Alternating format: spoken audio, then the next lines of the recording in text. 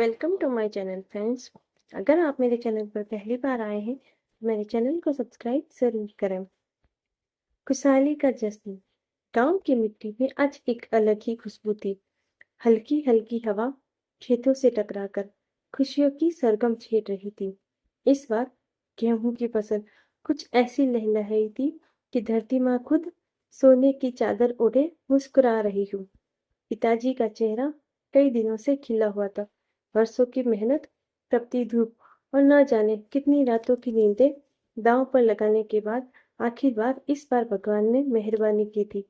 इसी खुशी में पिताजी ने निर्णय लिया कि खेतों के पास कुएं के किनारे एक छोटा सा जश्न रखा जाएगा। परिवार के साथ गांव भर के लोग भी आमंत्रित किए गए। जश्न की तैयारियां कई दिन पहले से शुरू हो गई। माँ ने चूल्हे पर मिट्टी के बर्तन रखवाए। बड़ी दीदी ने औरतों की टोली तैयार कर ली थी जो भजन कीर्तन गाएगी। गांव के कुछ लड़के ढोलक, मंजूजा और हारमोनियम लेकर आ पहुंचे। बच्चों की टोली ने खेत के किनारे पतंग उड़ानी शुरू कर दी थी। आखिरकार वह सुनहरा दिन आ पहुंचा। सुबह से ही खेतों में चहल पहल थी। औरतें रंग बिरंगी साड़ियों में सिर पर पल्लू टिकाए हंसती खिलखिलाती आती जा रही थी। पुरुष धोती कुर्ता पहन साफा बांधकर गौरव से मस्तक उठाए हुए थे। कुएं के किनारे एक बड़ा तंबू लगाया गया था जिसके नीचे मिट्टी के चूल्हा सुलग रहे थे।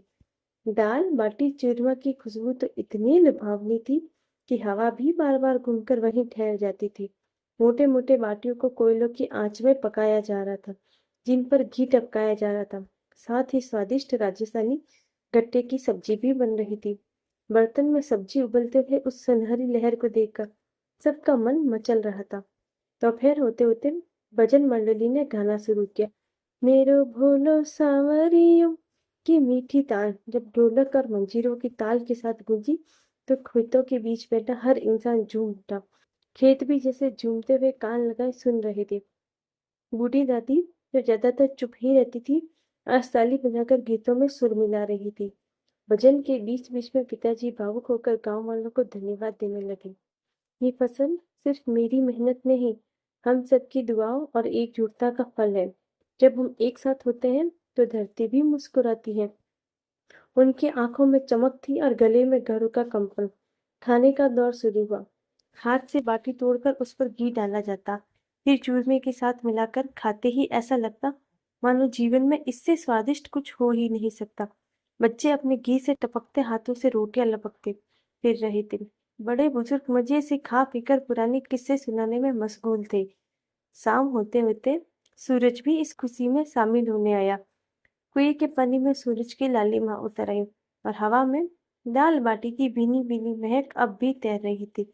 जश्न खत्म हुआ और पर सबके दिलों में जो मिठास घुली थी वह अनगिनत दिनों तक बनी रही।